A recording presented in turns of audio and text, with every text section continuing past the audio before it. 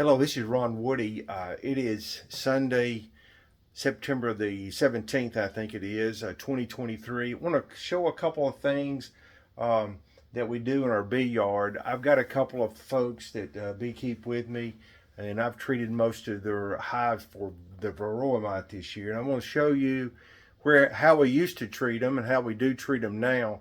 Not that this is the end all answer, but it's one way we try to take care of our hives. I'm going to talk about the varroa mite and hive extenders. Some people call them shims, various things. So let me turn my camera around here.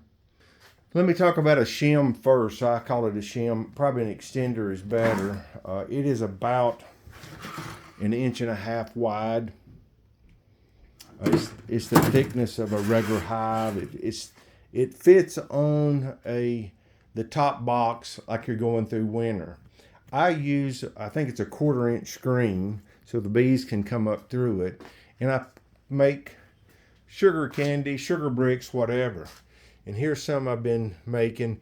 You can take a block of this. You can see it's solid now. It's dried for a few days. Simple recipe of 10 pounds of sugar.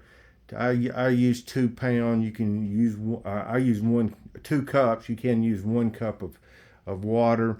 I put a little honeybee healthy in it. Generally, I put a tablespoon or less of vinegar, mix it up, and just let it dry out. And then you can take those bricks and you can put them in this extender and lay them in there for winter feeding. So if your bees may not have enough resources, you're afraid they may not, you can put those on your hives. I've went ahead, here it is September. I'm getting in the process of putting these extenders on all my hives right now for a couple of reasons. One is I have treated for the varroa mites, and I won't be getting in my hives much, but the bees are starting to glue everything together for winter.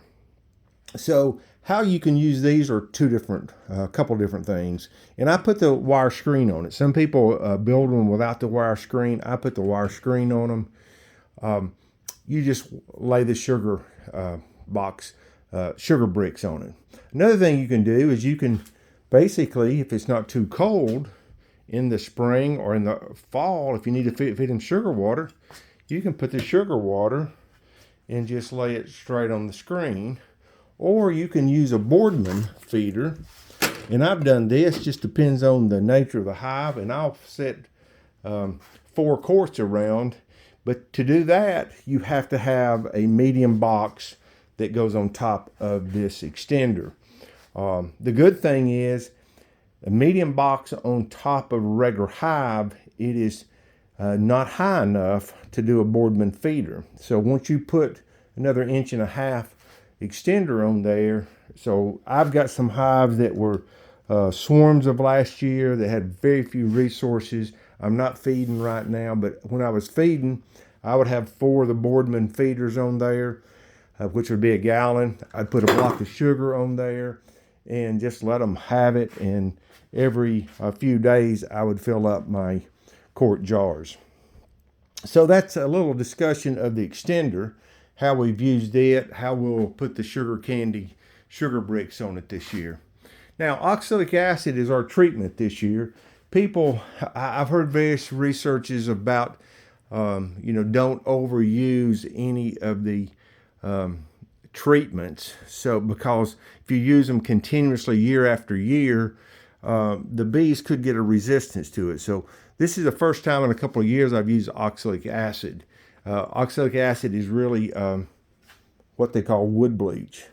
So the older way we were doing it, the previous, is we would take this little, I don't know what you would call it. It's has a little cup in it. You'd put the oxalic acid here in this little tray. You would hook it up to a car battery. Once it got to a certain temperature, you would stick this in the front of the hive. It will do sublimation, I think is what they call it. It basically makes a foam or a fog, and it fogs the bees.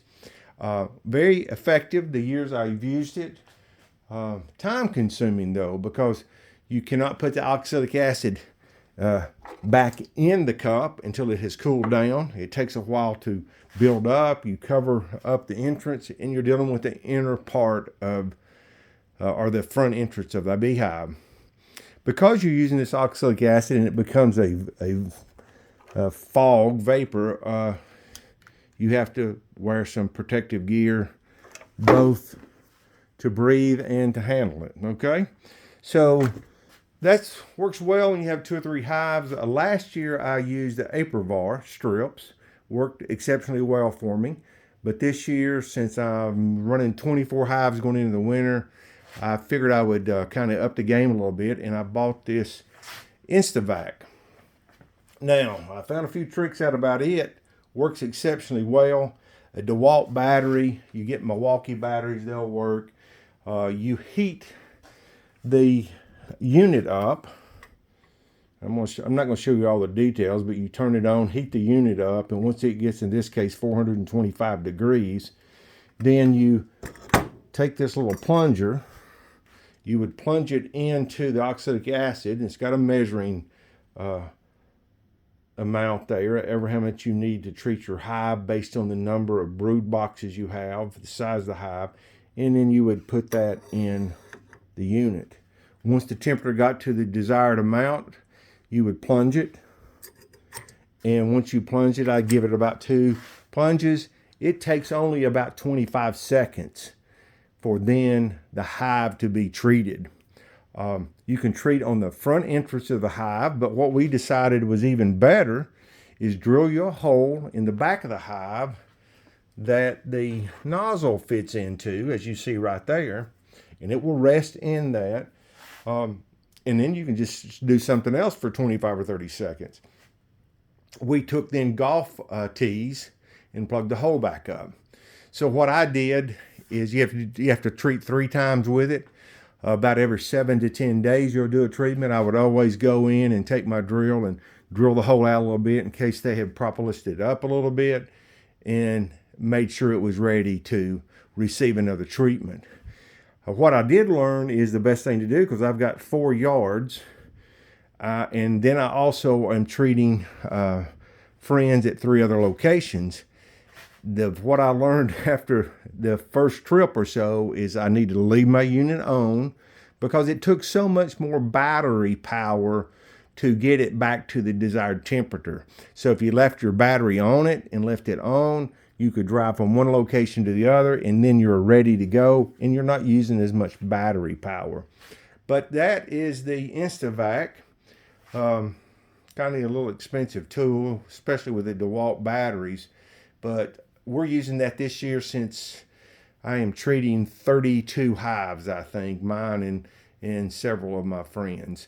So anyway, just a little information.